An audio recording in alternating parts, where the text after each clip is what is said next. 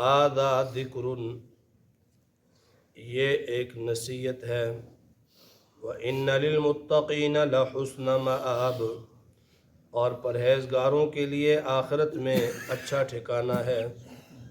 جنات عدن مفتحۃ لہم الابواب، ایسے ہمیشہ کے باغات ہیں جن کے دروازے ان کے لیے کھلے ہوں گے۔ متکئین فیہا یدعون فیہا بفاکہۃ کثیرۃ وشراب، وہ ان باغوں میں تکیہ لگائے بیٹھے ہوں گے اور وہاں وہ جنت کے خادموں سے بہت سے میوے اور کھانے پینے کی چیزیں منگوائیں گے۔ وَعِندَهُمْ قَاصِرَاتُ الطَّرْفِ أَتْرَابٌ، اور ان کے پاس نیچی نگاہ والیاں ہم عمر دوشیزائیں ہوں گی۔ هَذَا مَا تُوعَدُونَ لِيَوْمِ الْحِسَاب، اے مسلمانوں یہ وہ نعمت ہے جس کا تم سے روز حساب آنے پر وعدہ کیا جاتا ہے۔ إِنَّ هَذَا لَرِزْقُنَا مَا لَهُ مِن نَفَادٍ، بے شک یہ ہماری عطا ہے، اس کو کہیں ختم بھی نہیں ہونا۔ هَذَا وَإِنَّ لِلطَّاغِينَ لَشَرَّ مَآب، یہ بات تو ہو چکی اور بے شک سرکشوں کے لیے برا ٹھکانہ ہے۔ جہنم یصلونہا، دوزخ ہے وہ اس میں داخل ہوں گے۔ فبئس المہاد، پس وہ بہت بری جگہ ہے۔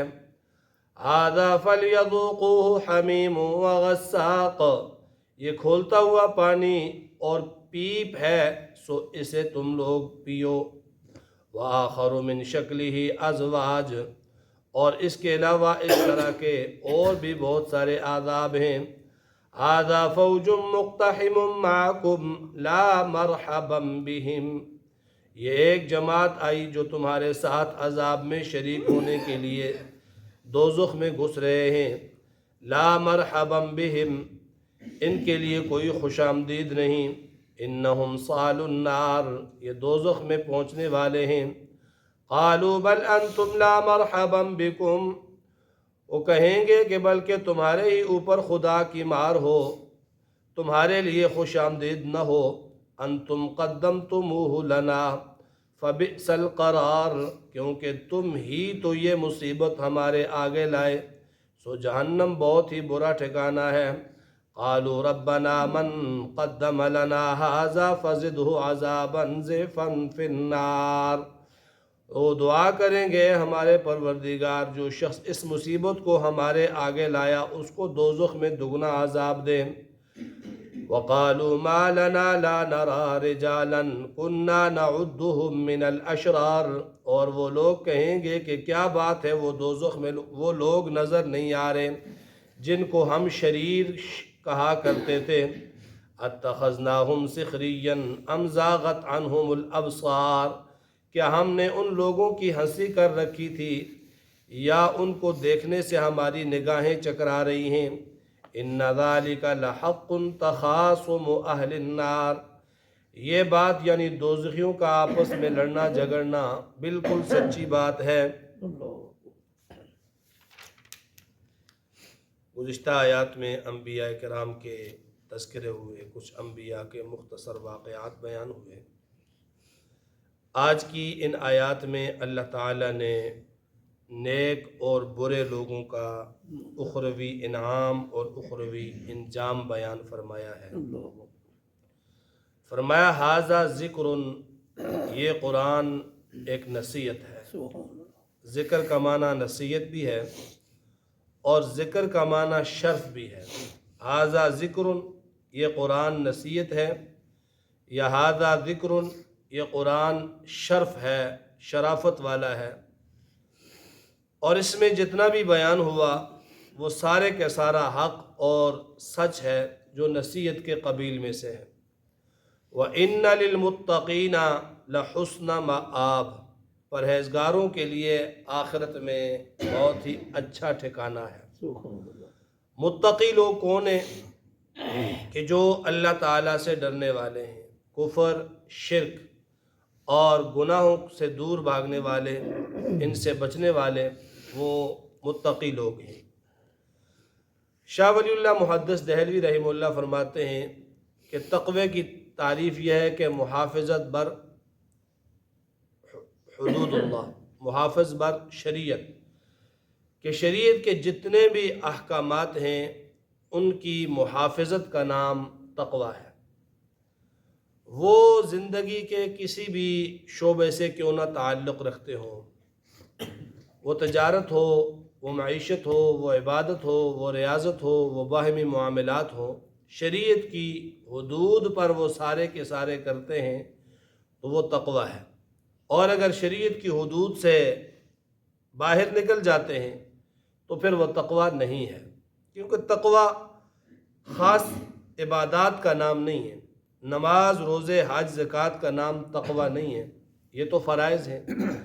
تقوی نام ہے اپنی زندگی کو شریعت کی حدود میں رہتے ہوئے گزارنا، شریعت کی حدود سے تجاوز نہ کرنا۔ ایک آدمی 5 وقت کی نماز پڑھتا ہے لیکن باہر نکل کر کسی پر ظلم کرتا ہے تو اسے آپ متقی نہیں کہہ سکتے۔ ایک آدمی جو ہے وہ سال بھر کے اگر روزے رکھ لیتا ہے لیکن اس کی کمائی کھانا پینا حرام کا ہے تو وہ متقی نہیں ہے۔ اسی پر تمام معاملات کو قیاس کیا جائے تو متقیوں کے لیے اچھا ٹھکانہ ہے۔ فرمایا جنات عدن مفتحۃ لہم الابواب، ہمیشہ رہنے کی جنتیں ہیں، کوئی روک ٹوک ان کے لیے نہیں ہے۔ مفتحۃ لہم الابواب، ہر وقت ان کے لیے جنتوں کے دروازے کھلے ہوئے ہیں، آنے جانے میں کوئی انہیں روک ٹوک نہیں ہے، آنے جانے میں کسی وقت کی قید نہیں ہے کہ اس وقت آ سکتے ہو، اس وقت جا سکتے ہو۔ دنیا میں اپنا ہی گھر ہو، ذاتی گھر ہی کیوں نہ ہو، یہاں بھی جو ہے وہ کسی نہ کسی وقت دروازہ بند ہوتا ہے تو کھٹکھٹا کر اندر جانا پڑتا ہے۔ فرمایا جنت میں جب چلے جاؤ گے تو مفتحۃ لہم الابواب، جنت کے دروازے ان کے واسطے کھلے ہوں گے ہر وقت۔ متکئین فیہا، اور تکیہ لگا کر بیٹھے ہوں گے جنت میں۔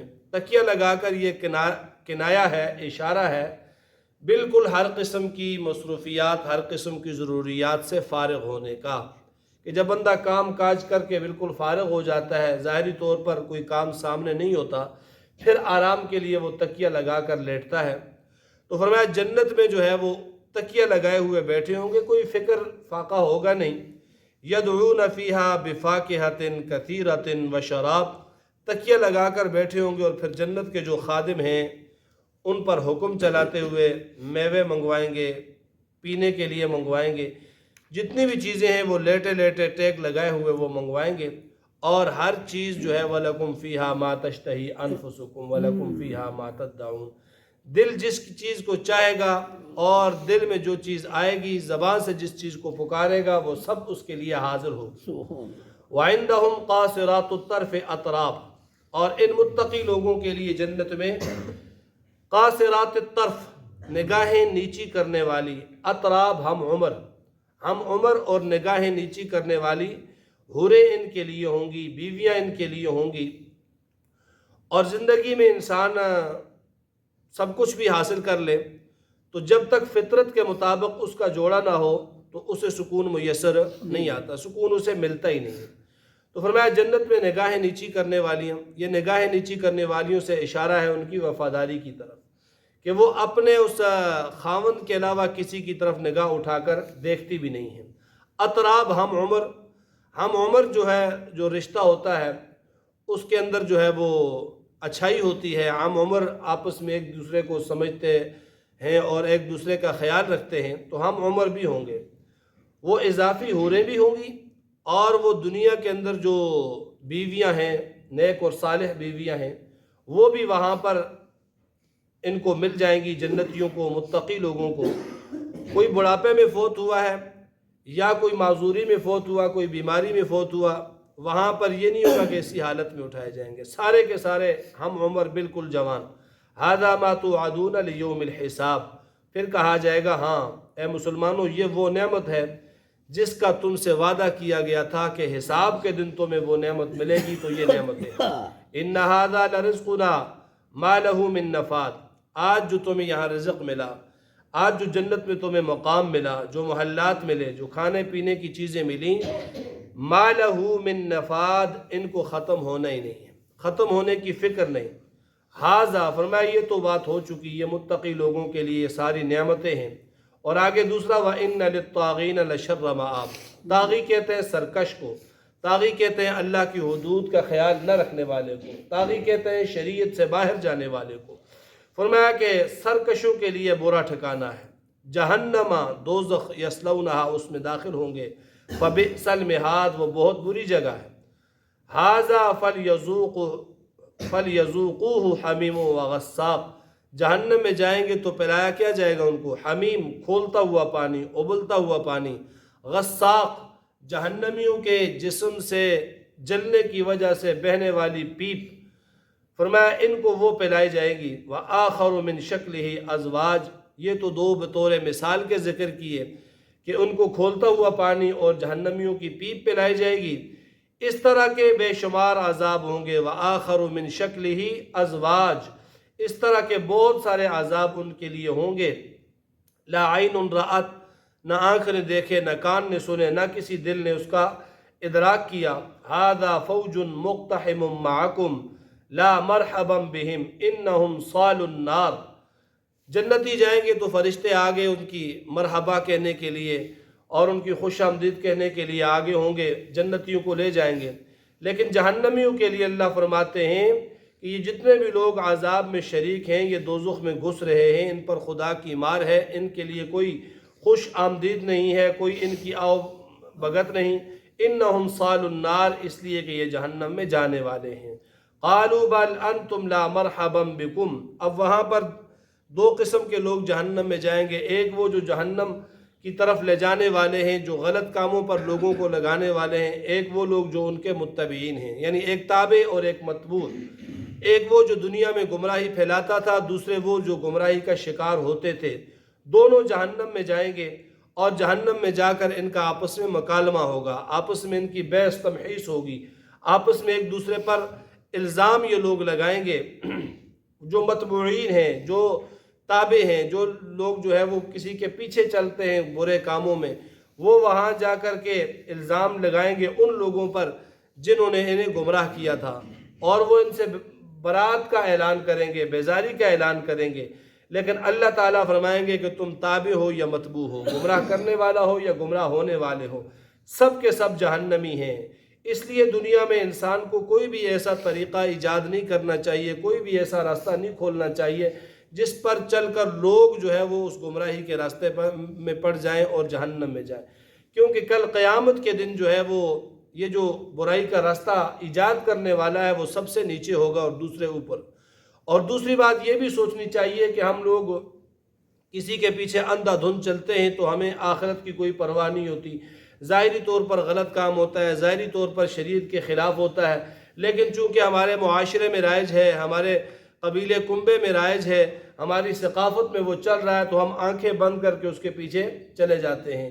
تو وہاں پر جا کر جو ہے وہ تابع بھی متبوع بھی، برائی کا ایجاد کرنے والا، برائی کے شکار ہونے والے، سب کے سب جہنم میں جائیں گے اور وہاں ایک دوسرے کو بد دعائیں دیں گے۔ وہ جو متبوعین ہیں وہ کہیں گے کہ ربنا من قدم لنا ھذا، اے ہمارے رب جس نے ہمارے لیے یہ گناہ کا راستہ کھولا، فزدہ عذابا ضعفا فی النار، اس کو دگنا چگنا عذاب دے۔ اللہ فرمائیں گے کہ اب تم سب کے سب جو ہے وہ جہنمی ہو۔ جہنم میں جب وہ لوگ جائیں گے تو وہاں پر ایک اور چیز کا وہ مشاہدہ کریں گے، وہ کہیں گے کہ یہاں پر مسلمان کوئی بھی نہیں ہے، جہنم میں کوئی مسلمان یہ نہیں آیا، تو وہ تعجب کے طور پر کہیں گے ما لنا لا نرى رجالا كنا نعدهم من الاشرار، دنیا میں یہ مسلمانوں کو شریر کہتے تھے، شرارتی کہتے تھے، یہ نیا دین لے کے آئے، یہ شریر ہے۔ تو وہاں پر جا کر یہ سوال کریں گے کہ کیا ہو گیا ہے ہمیں، ہم ان شریروں کو یہاں نہیں دیکھ رہے، یعنی ان مسلمانوں کو یہاں نہیں دیکھ رہے، ہم تو انہیں شرارتی سمجھتے تھے، ان کو برا سمجھتے تھے، وہ نظر کیوں نہیں آ رہے؟ اتخذناہم سخریا ام زاغت عنہم الابصار، کیا ہم نے ان لوگوں سے ہنسی مذاق کر رکھا تھا، وہ صحیح لوگ تھے، یا ہماری آنکھیں جو ہے وہ چکرا گئی ہیں، وہ ہمیں نظر نہیں آ رہے؟ تو فرمایا کہ یہ پھر وہاں پر حسرت اور افسوس کریں گے کہ ہم جن کو شریر کہتے تھے وہ جہنم میں نہیں، اور ہم اپنے آپ کو بڑا سمجھتے تھے وہ سارے یہاں ہیں۔